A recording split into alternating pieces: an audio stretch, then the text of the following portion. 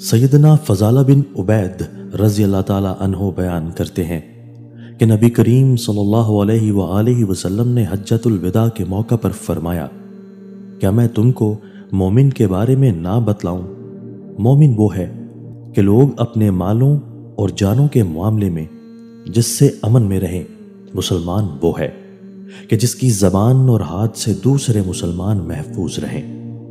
مجاہد وہ ہے جو اللہ تعالیٰ کی اطاعت کرنے میں اپنے نفس سے جہاد کرے، اور مہاجر وہ ہے جو خطاؤں اور گناہوں کو ترک کر دے۔ دوستو، اللہ تعالیٰ ہمیں ان احادیث مبارکہ پر عمل کرنے اور اپنی زندگیوں کو سنوارنے کی توفیق عطا فرمائے۔